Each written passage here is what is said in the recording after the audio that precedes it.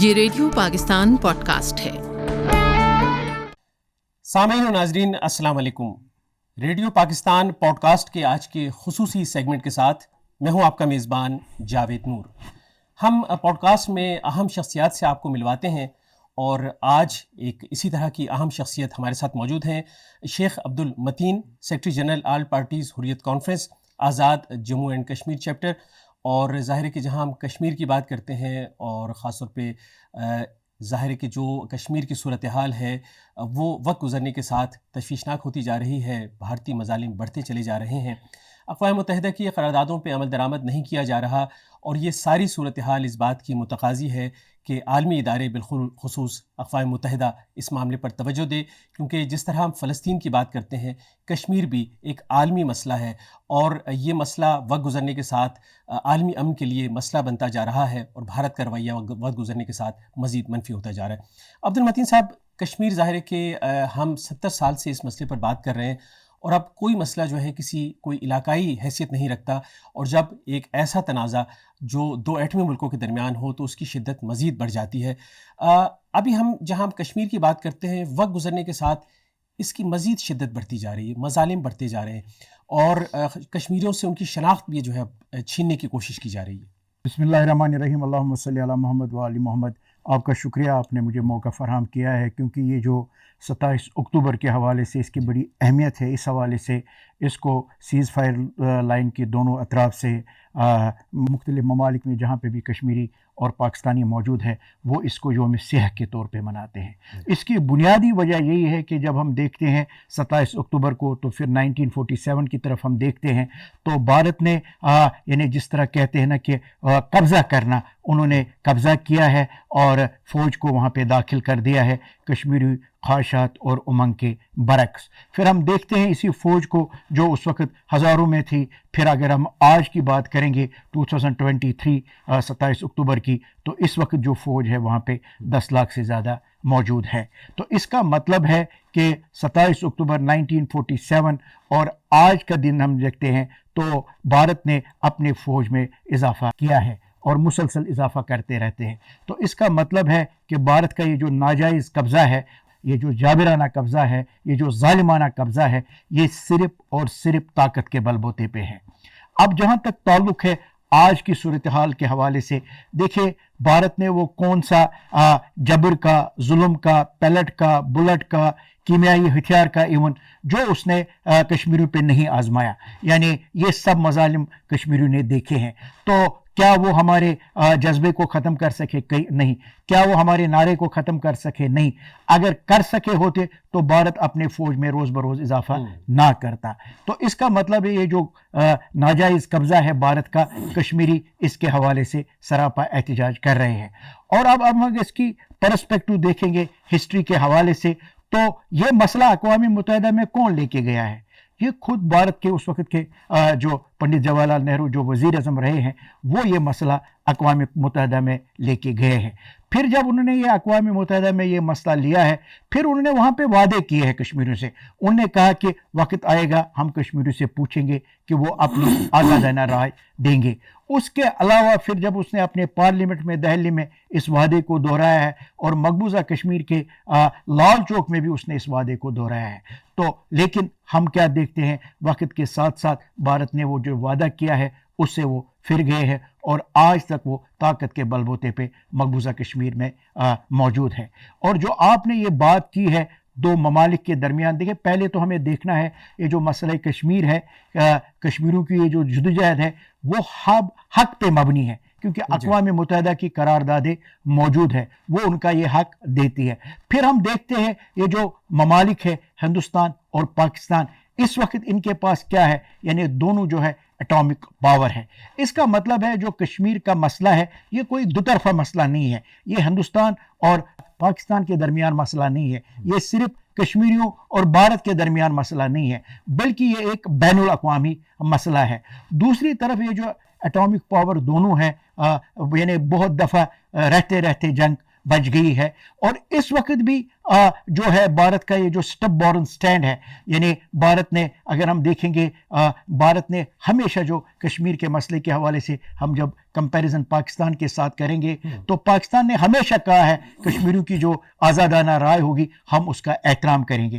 ہم پاکستان نے ہمیشہ کہا ہے کہ مسئلہ کشمیر کا حل اقوام متحدہ کی قراردادوں کے مطابق حل ہونا چاہیے، حالانکہ مسئلہ بھارت لے کے گیا. لیکن اس کے برعکس اگر آپ بھارت کو دیکھیں گے وہ اپنے وعدوں سے بھی انہوں نے انحراف کیا ہے اور جابرانہ قبضہ بھی جاری و ساری ہے. اس کا مطلب ہے کشمیر کا جو مسئلہ ہے یہ ایک فلیش پوائنٹ ہے، اور اگر ہم یہ کہتے ہیں کہ نہ صرف جنوبی ایشیا کا امن ان کے ساتھ منسلک ہوگا، غلط نہیں ہوگا، بلکہ پوری دنیا کا جو ہے امن اس کے ساتھ منسلک ہے. اس کا مطلب ہے ہمیں مسئلہ کشمیر کو کسی بھی یعنی طور پہ حل کرنے کی ضرورت ہے. شیخ متین صاحب یہ بتائیے کہ جہاں ظاہر کہ ہم بات کرتے ہیں کہ کشمیر میں مظالم کی ایک طویل تاریخ ہے اور بہت سارے ایسے واقعات ہیں جن پہ ہم یوم سیاہ بھی مناتے ہیں، مذمت کرتے ہیں اور شہداء کو بھی یاد کرتے ہیں، لیکن یہ بتائیے کہ 2019 میں 5 اگست ایک ایسا دن ہے حالیہ تاریخ میں جسے ہم یوم سیاہ کے طور پہ بھی مناتے ہیں، اور اس میں جو نام نہاد قوانین تھے بھارت کے 370 اور 35 سے اس کا خاتمہ کیا گیا. تو اس کے خاتمے کے بعد اس وقت مقبوضہ کشمیر میں کیا صورتحال ہے؟ دیکھیے، جو 5 اگست 2019 میں جو بھارت نے اقدام اٹھایا ہے، اور نہ صرف انہوں نے اپنے آئین کی وائلیشن کی ہے بلکہ اس نے اقوام متحدہ کی بھی وائلیشن کی ہے، اور جس کو ہم کہتے ہیں مورل اوبلیگیشنز، ان سب کی اس نے وائلیشن کی ہے. دوسری بات یہ ہے کہ کشمیریوں کی اصل میں جو جدوجہد ہے وہ آزادی کی جدوجہد ہے. اب جو یہ 370 آرٹیکل اور 35A کو ایبروگیٹ کیا گیا ہے، اس کے لیے کشمیری جو ہے اس کے یعنی مزاحمت کرتے ہیں یا اس کی مذمت کرتے ہیں. اس کی بنیادی بات یہ ہے کہ بھارت کے جو یعنی مضموم عزائم ہے اس کے پیچھے وہ کیا ہے کہ وہاں پہ مسلمانوں کی میجارٹی ہے، اس کو کس طرح مائنارٹی میں چینج کیا جائے، اور اس حوالے سے انہوں نے عملی اقدامات اٹھائے ہیں. ایک بات ادھر سے یہ بھی ایک نکلتی ہے، جب ہم دیکھتے ہیں جب برصغیر یعنی یہ ڈیوائیڈ ہو گیا، ہندوستان اور پاکستان وجود میں آیا، تو اس وقت جو ہمارے قائد اعظم محمد علی جناح جو ایک ویژنری لیڈر تھے، انہوں نے جو 2 قومی نظریہ پیش کیا ہے تو وقت نے ثابت کر دیا کہ وہ صحیح ہے. اس کی بنیادی وجہ یہ ہے کہ اس وقت بھی جو ہندوستان نے اپنے شیشے میں اتارا ہے جو اس وقت کے ہمارے لیڈران تھے، اور ان کو بتایا کہ سیکولر بھارت جو ہے اور پیسفل بھارت جو ہے، ڈیموکریٹک بھارت جو ہے وہ کشمیریوں کے لیے بہتر ہے، اور یہ سب چیزیں نام نہاد ہے کیونکہ وقت نے ثابت کر دیا. اسی لیے ہم دیکھتے ہیں جو آپ کا یہ سوال ہے 5 اگست کے حوالے سے، جو وہاں کے کٹ پتلی وزراء اعلیٰ رہے ہیں، چاہے وہ فاروق عبداللہ ہے، ان کا بیٹا عمر عبداللہ ہے، محبوبہ مفتی جو ہے وہ رہی ہے، تو وہ بھی کیا کہے جب انہوں نے یہ اقدامات کیا ہے. تو آپ اندازہ لگائے ہیں کہ جو نا یہ انٹرنیٹ وہاں پہ بند ہوا ہے، اور یہ ریکارڈ ہے یعنی عالمی ریکارڈ ہے کہ مہینوں جو ہے انٹرنیٹ وہاں پہ بند رہا ہے. یعنی پھر انہوں نے پورے جو کشمیر کو اس کو ایک کیج بنایا ہے، ایک جیل خانہ بنایا ہے. تو پھر ہم دیکھتے ہیں کہ یہ جو کٹ پتلی لوگ ہیں یہ بھی کہنے پہ یہ مجبور نہیں ہو گئے بلکہ وقت نے ان کو یہ ثابت کر دیا، جو ان کا اپنا ایک نظریہ تھا انہوں نے کہا کہ نہیں، جو قائد اعظم نے فرمایا ہے وہ وقت نے ثابت کر دیا، کیونکہ ان سب کو انہوں نے جیل خانے میں بند کیا تھا. تو اس کا مطلب ہے بھارت کی جب ہم اب دیکھتے ہیں کہ صورتحال 5 اگست کے بعد ہے، دا موسٹ ملٹرائزڈ زون جو اس وقت ورلڈ کا ہے وہ میرا کشمیر ہے. اور اگر ہم دیکھیں گے جس کو once upon a time paradise on earth کہتے تھے، وہ اسی میرے کشمیر کو کہا جاتا ہے. لیکن اس وقت اگر ہم دیکھیں گے یعنی لیونگ جو ہیل بنا ہوا ہے وہ مقبوضہ کشمیر ہے.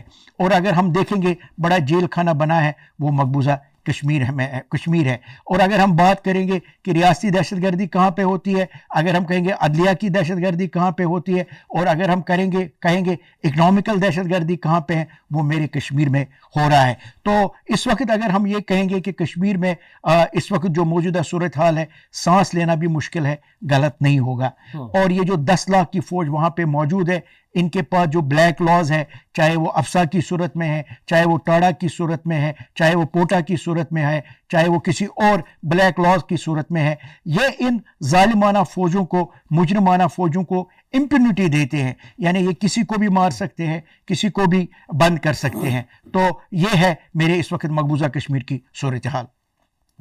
اچھا، یہ فرمائے گا کہ اس وقت مقبوضہ کشمیر میں جو عام نوجوان ہیں، خواتین ہیں، بچے ہیں، بوڑھے ہیں، وہ کیا سوچ رہے ہیں؟ ان کے جذبے کیسے ہیں؟ جب ظاہر کہ اتنا ظلم پہ کیا گیا ہے تو کیا آج بھی ان کا عزم جواں ہے؟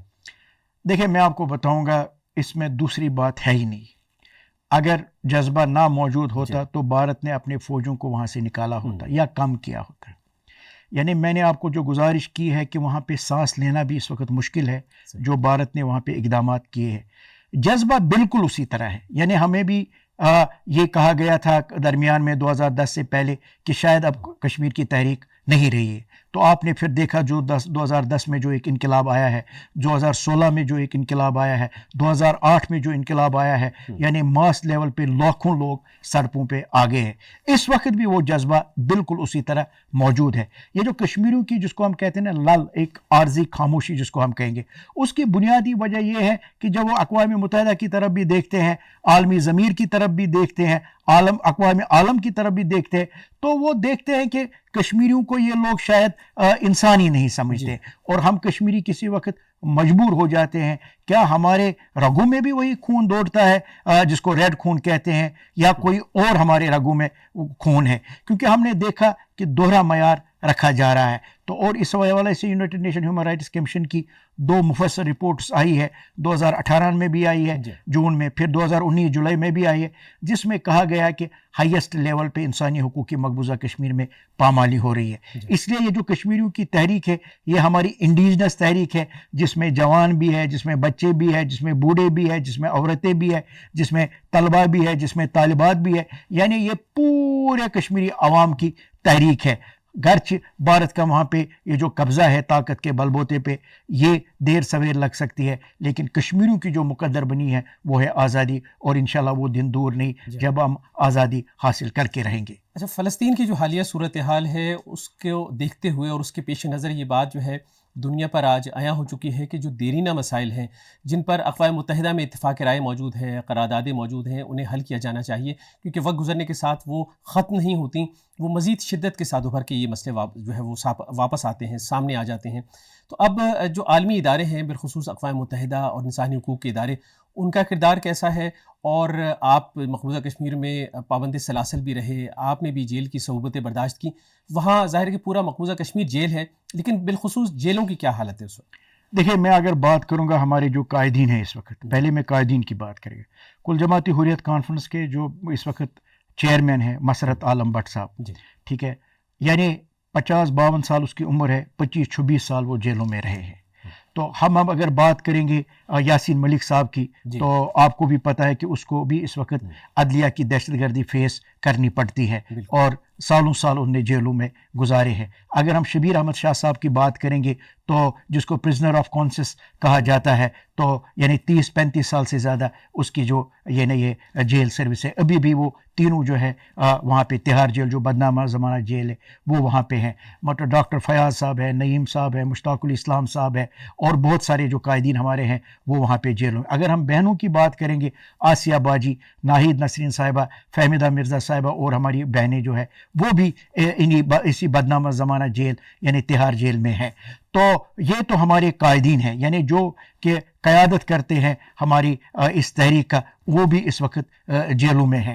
تو جیلوں کی جو صورتحال ہے، انٹراگیشنوں کی جو صورتحال ہے، کیونکہ کشمیری جو ایک طرح کی دہشت گردی فیس نہیں کرتے ہیں، عدلیہ کی دہشت گردی بھی ہم فیس کر رہے ہیں. تو اس میں ہم دیکھتے ہیں کہ انٹراگیشن سینٹروں میں جو سیکنڈ ڈگری ٹارچر کیا جاتا ہے، پھر جیلوں میں جو ایک فوڈ پوائزننگ کی جا رہی ہے، وہ بدستور جاری و ساری ہے.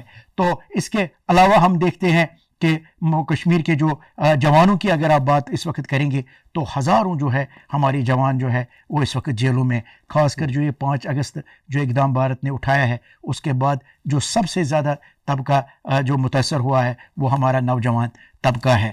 تو پھر ہم اب اگر دیکھیں گے جو آپ نے یہ بات کی ہے، اسرائیل کی بات کی ہے، تو ہم سمجھتے ہیں یہ ایک نیکسس ہے کس کے درمیان، بھارت اور اسرائیل کے طرز پہ. یعنی 90s میں بھی اس وقت کہا جاتا ہے کچھ اسرائیل فوجوں کو مقبوضہ کشمیر میں دیکھا گیا، لیکن اب ہمیں پتہ چلا ہے کہ نہیں، بھارت اور یعنی اسرائیل کا گٹھ جوڑ کیسا ہے. اور یہ جو کولونیل یعنی یہ ازم کی طرف بھارت نے بڑھا ہے، تو یہ انہوں نے سیکھا ہی اسرائیل سے ہے. یعنی کیا؟ یعنی ڈیموگرافی کو چینج کرنا، یعنی جہاں پہ میجارٹی ہو اس کو مائنارٹی پہ چینج کرنا. یہ ہم اسی لیے دیکھتے ہیں یہ جو آرٹیکلز کو انہوں نے ایبروگیٹ کیا ہے. تو اس کے بعد اگر آپ دیکھیں گے کہ یہ جو غیر ریاستی باشندے ہیں جن کا کوئی حق نہیں بنتا ہے، ہزاروں نہیں لاکھوں کی تعداد میں دنوں میں اور مہینوں میں ان کو کشمیر کا شہری بنایا گیا ہے. تو یہ سب چیزیں اپنی جگہ بھی موجود ہے. جو آپ نے بات کی ہے کہ فلسطین کی مثال دیکھیں جتنا آپ ظلم کرتا ہے نا کریں گے، مطلب یہ کریں گے تو وہ کسی مطلب ختم ہو جاتا ہے. ٹھیک ہے، زیادہ دیر تک آپ ظلم کے ساتھ انسان کو اپنے قبضے میں نہیں رکھ سکتا ہے. ایک بات تو یہ چیز جو ہمیں ذہن میں. دوسرا، جس طرح بھی آپ کسی چیز کو دبانے کی کوشش کریں گے اتنا وہ ابھرتا ہے. آپ دیکھیں نا، مسئلہ کشمیر اور مسئلہ فلسطین یہ مماثلت لگتا ہے. کیا مماثلت لگتا ہے؟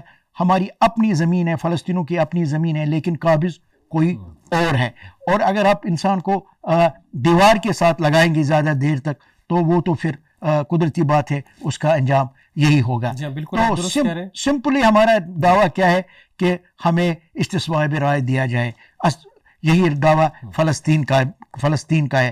تو اگر دورہ معیار اسی طرح رکھا جائے تو ہم سمجھتے ہیں پھر جو ہے بالکل عالم جو ہے اس نے یہ جو جنگ کے دہانے پہ ہے. جی بہت شکریہ شیخ عبد المتین صاحب، آپ نے ریڈیو پوڈ کاسٹ کو وقت دیا.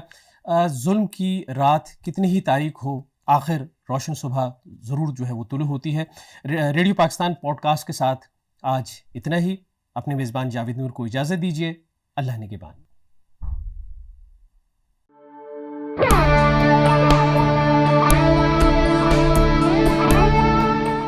یہ ریڈیو پاکستان پوڈ کاسٹ ہے.